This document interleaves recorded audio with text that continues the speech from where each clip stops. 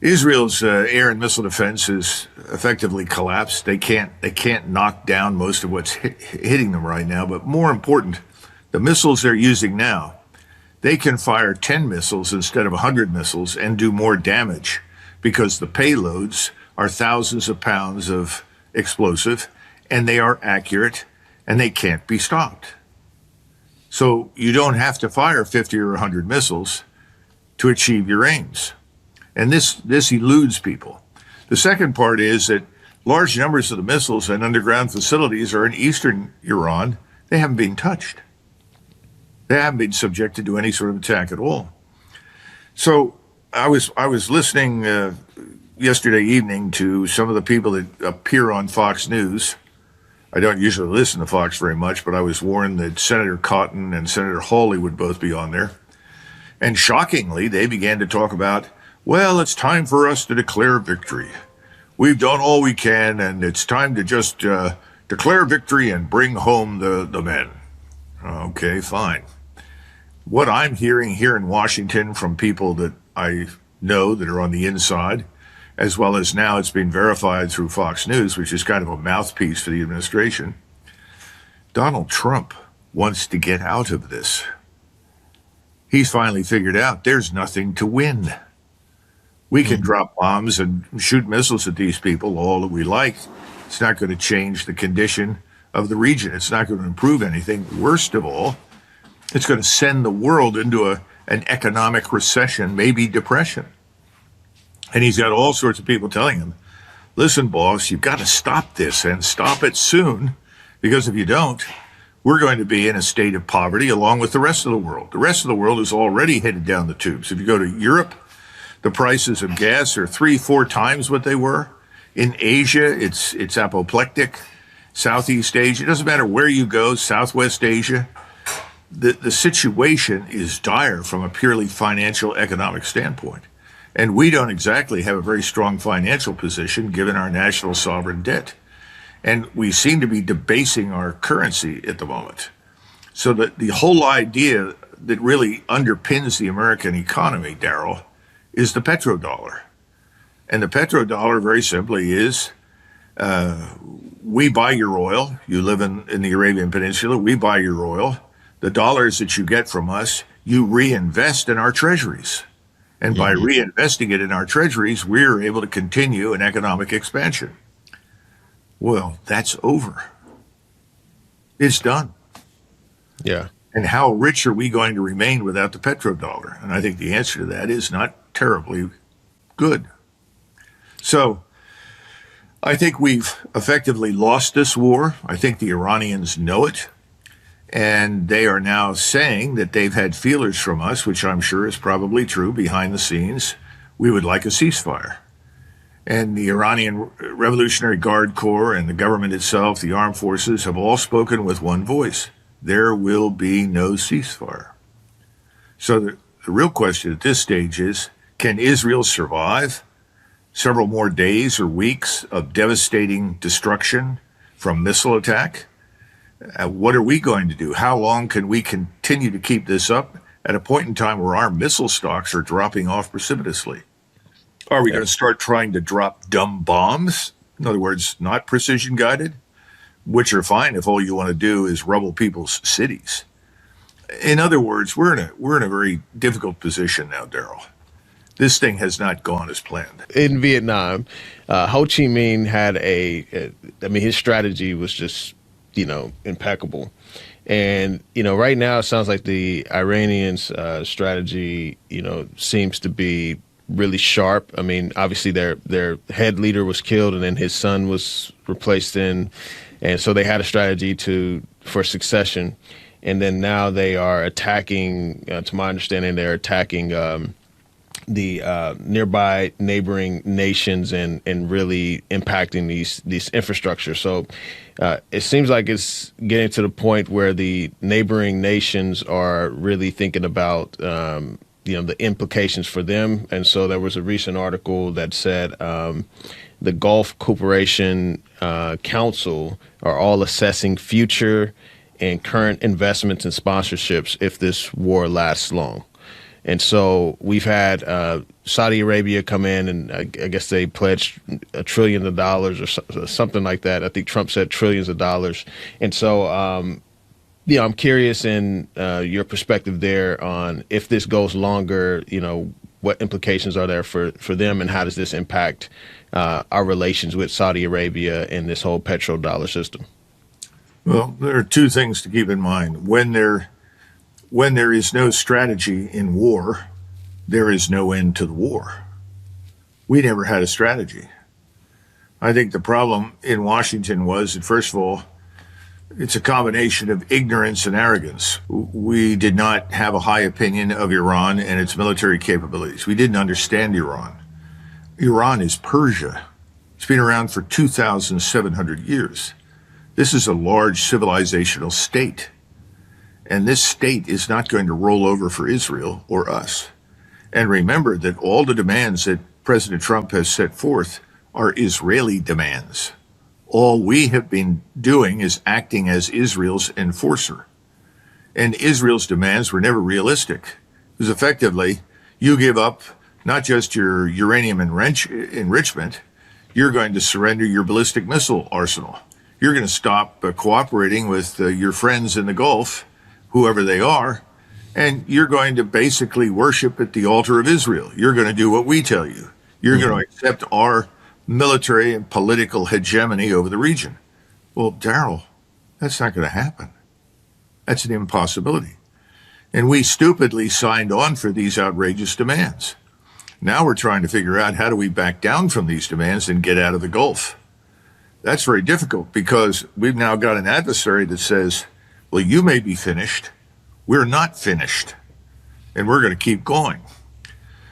So, the picture is very dire because as far as the oil is concerned and the natural gas that we extract from the ground in that region, effectively it's offline. It's not just stopped.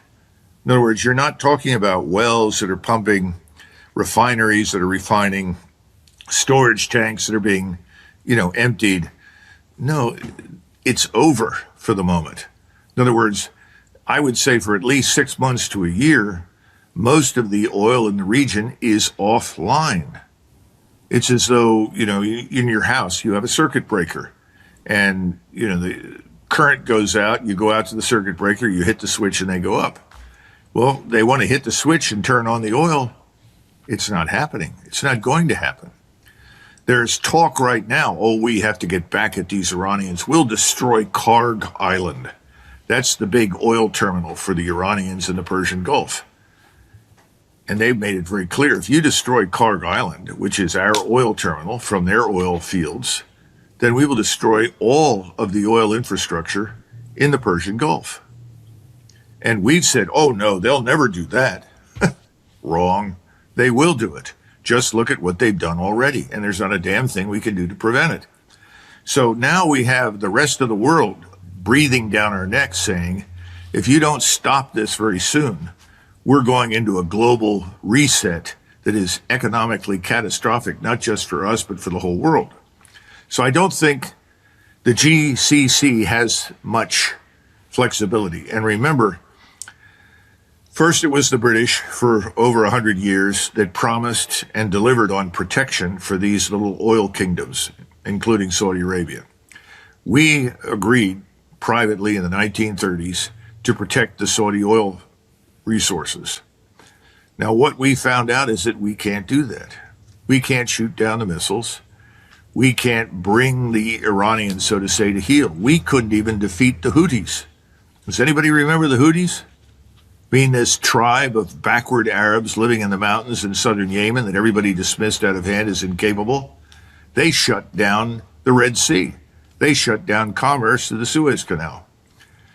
Why did we think if we could not stop that and defeat those people, how could we possibly take on a nation of 93 million people the size of Western Europe?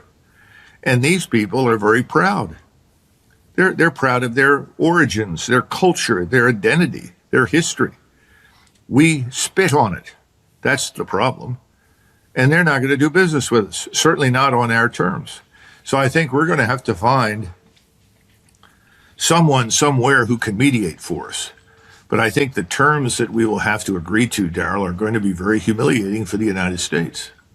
Now, there is an alternative I didn't discuss, and that is that Mr. Netanyahu, who is the real cause of all this trouble in Israel, could turn to a nuclear weapon because the Israelis have nuclear weapons. And if they used a nuclear weapon against Iran, I think the world changes profoundly.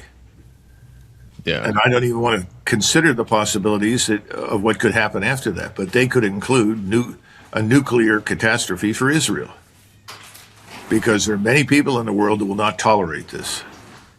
And I'm not sure that President Trump has Mr. Netanyahu under his authority. It looks an awful lot to me like Mr. Netanyahu is in charge of President Trump. Yeah. Yeah, that's definitely something that, we hope and pray does not lead to that. So curious on regime change. So this has been a constant narrative, and there's a narrative that we're trying to change the regime. We had this in Venezuela, then you go, throughout history. We had, I think there was a meme going around. We spent trillions of dollars for regimes change in Afghanistan, only for the Taliban to be back in charge of Afghanistan. This regime change narrative, what happens with this? So. Are we just being fed bullshit pretty much? Oh, I think that's a 99% probability. Absolutely. First of all, let's keep something in mind. We did not change the regime in Venezuela. What we did is we paid off people millions of dollars to let us come in and kidnap Mr. Maduro and his wife and bring them back to the United States, ostensibly for trial and incarceration. What about Venezuela? Venezuela is unchanged. The same government is there. All the people that commanded the police, the armed forces, everyone who runs the economy or has his hands in it, they're all there. Nothing has changed. So what did we do? Well, we basically said we're going to steal the oil. Every time you fill another tanker with oil, we're going to take it and we'll decide what to do with it. That's not a regime change. The last time I looked, that's called piracy. So there's been no regime change in Venezuela. And of course, if you were really interested in dealing with the drug problem and the drug cartels and the fentanyl and everything else that people rightly complain about, you would have looked at Mexico, not Venezuela. Venezuela's role in all that is minuscule. And most of our problems emanate from Mexico.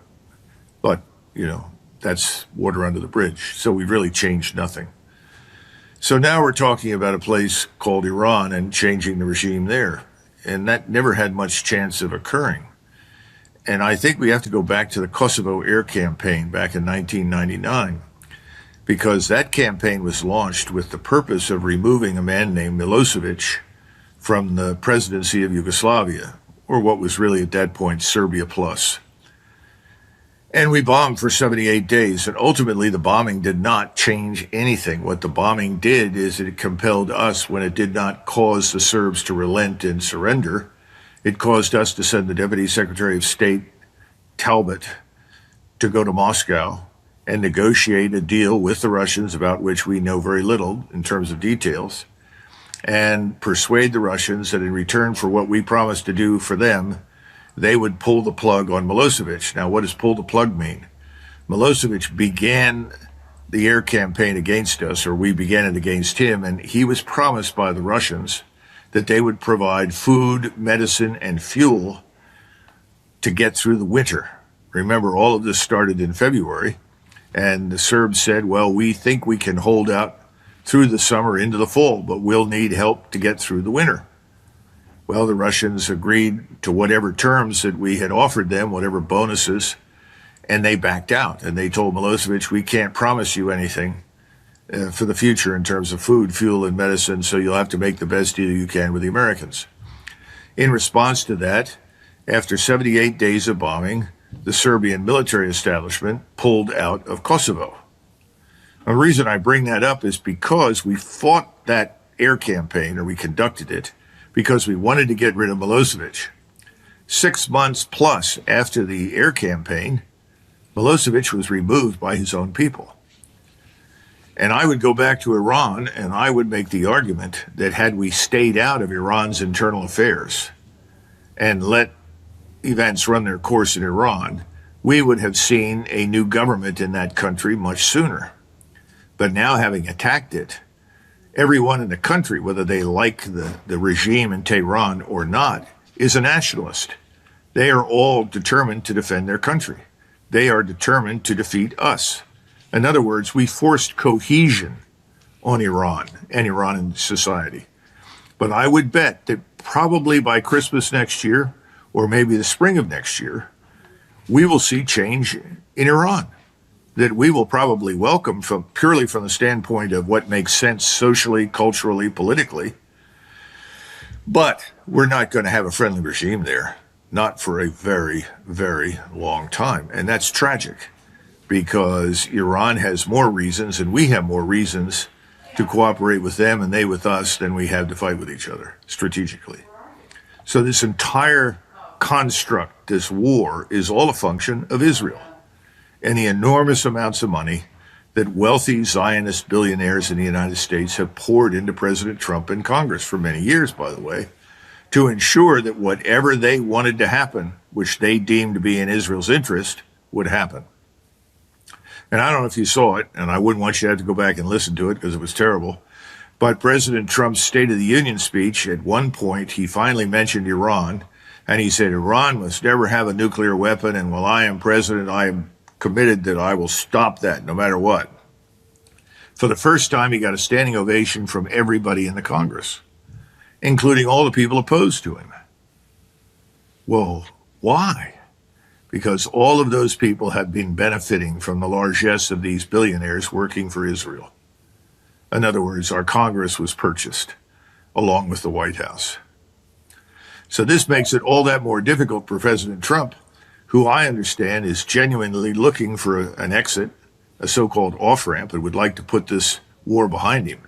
How can he do that? How can he disengage, especially since Israel is in very bad condition? And one wonders whether or not, if we did engage, whether they would survive. Yeah. Wow. Congress has been paid off, and that's not surprising at all, especially just the nature of the job with politicians. So curious in your perspective on the relations. So Iran was part of OPEC, and now it's like attacking nearby nations, nearby neighbors, like infrastructure and things like that. I know they attacked like American bases there and such. And so is a regime change necessary for these relations to be repaired, or is there any conflict brewing amongst these neighboring nations with Iran now? Well, remember that the so-called neighboring nations, the GCC, Kuwait, Bahrain, the Emirates, have played a double game, such as Saudi Arabia. They have passed money to whomever they thought they could buy off for protection, and they have invested a great deal of money in us, in return for which we promised to protect them militarily. That's over because it's demonstrated that we can't protect them. The notion of deterrence, if you will, deterring Iran has failed.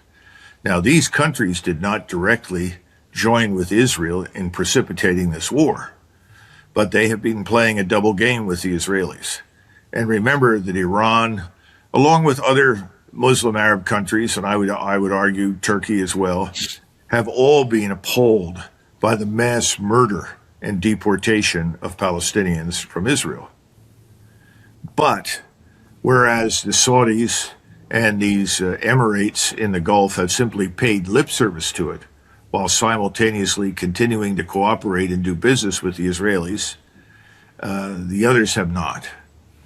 And I think Iran was disgusted by this because there was an expectation that there would be some form of Islamic unity, and that just hasn't manifested itself. And so I think the Iranians were also sick and tired of having to listen to these people pretend that they cared about the lives of others in Israel, in Palestine, and at the same time doing nothing about it.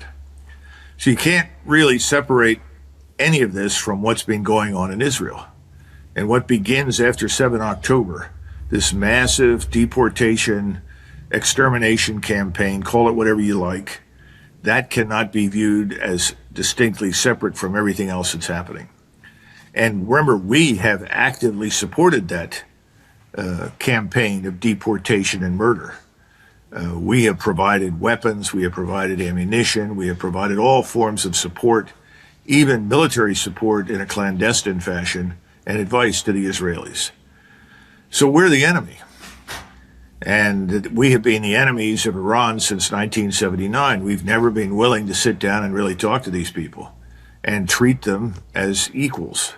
We don't treat anybody as an equal. Either we bully you and you get in line, or they come back and bully you with military power. That's been our approach. I think the world is sick of it.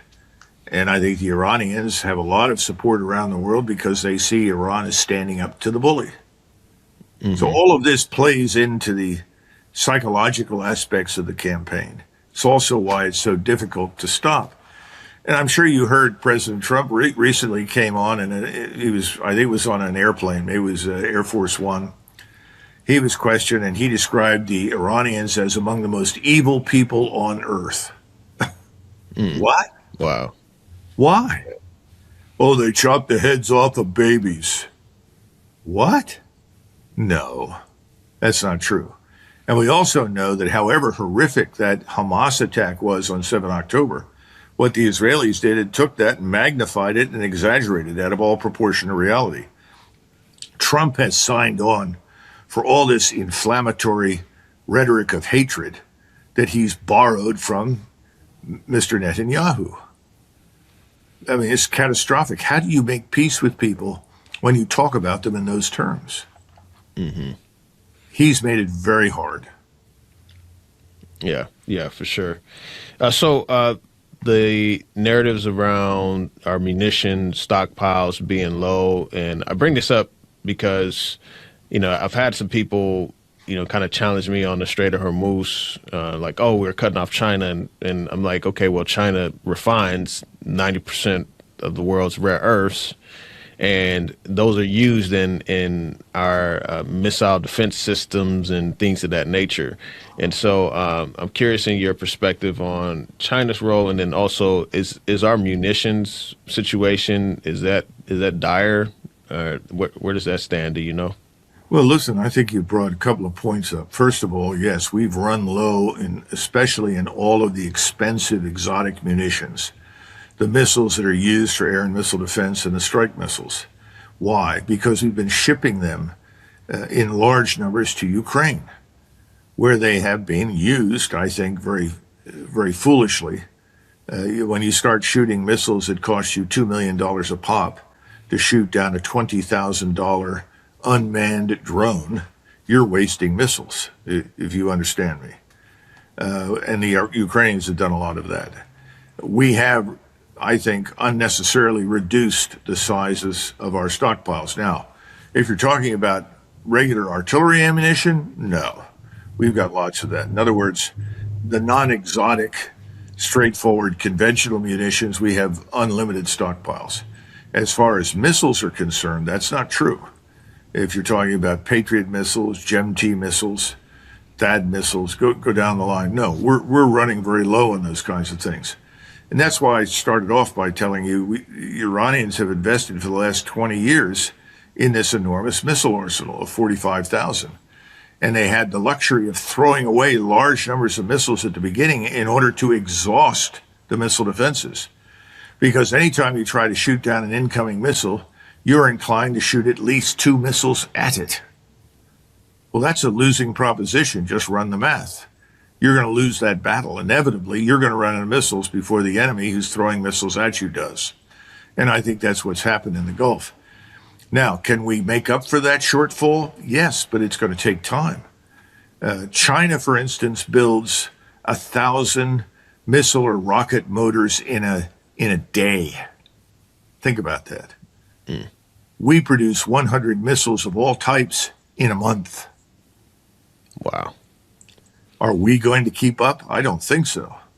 So I think privately, behind the scenes, the president's being told, our stocks are dangerously low. If we keep this up and we have to suddenly confront the Chinese, the Russians, or any near peer, we're in trouble. I mean, don't you remember during the Ukraine war, especially during the first 2 years, every other week or so, someone would come on and say, the Russians are running out of ammunition. The Russians are running out of missiles. The Russians are losing hundreds of thousands of men. Well, it was all crap because the Russians had a manufacturing base that they rapidly invested in and brought up to full strength. And so they could outproduce anybody fighting them. And in today's world, that's critical in order to fight and win a war. We have always been very oriented or postured for the short war. That's the way we think. Now, we think that way, Daryl, because we are primarily a maritime power and an aerospace power. We don't maintain large land forces. We are not a continental power. The Germans, the Russians, the Chinese, the Persians, the Indians, all of these states have maintained large armies. They have to. They have large areas to defend. Iran is half the size of India, and Iran is roughly the size of Western Europe. It's a huge difference. We don't do that. So we're very comfortable with ships and airplanes. But ships and airplanes alone do not win wars. We've always gone through this argument. Well, in 1942, then General Arnold, who was officially the Deputy Chief of Staff for the Army Air Corps for George Marshall, said, it is conceivable for the first time in history that we could bomb the Germans and Europe so heavily that we may never have to put a soldier on the ground. Well, that was fantasy. 2 years later, what did we do? We had to land at Normandy. Every time we write off the possibility that we're going to have to use ground forces, we've made a terrible mistake. We did that in Vietnam. We threw large quantities of aircraft and bombs at the enemy and finally said, nope, that's not going to work. We'll have to go in on the ground. Now, the problem is that we don't have the ground forces to send, Daryl. We just don't have them. The army that I left back in 2004 was a fraction of the size of the army I'd served in 1990 and 91 when we fought Desert Storm. We put 300,000 troops on the ground. We had almost 800,000 men on active duty in the Army. Now, if we go back and look at what we did in 1990 and tried to do it today, first of all, we don't have the troops. And secondly, the satellite-based intelligence and reconnaissance capabilities would reveal where we are immediately. And thanks to Iran's heavy investment in precision-guided missiles, they would destroy us in the port or on the ground wherever we landed. That needs to be understood. Warfare has changed. Yeah. Yeah, for sure. Okay, well, yeah, thank you for sharing that and joining me today. Where can the audience find some, like... well, first of all, you can find me on Substack, okay? It's McGregor Warrior, or just type in my name on Substack and it'll come up. And I think a lot of people are very pleased with it, and I'm putting out some new material that others will not see. So I recommend Substack. Okay. The other part, I'm on X quite a bit, easily found. And there's something else. I do a lot of these interviews, and most of them can be found on YouTube, even though YouTube has tried to suppress me for obvious reasons. They're very pro-Israel and pro-war and pro-so forth. Not that I'm anti-Israel, I'm not. I just think the war's a stupid idea.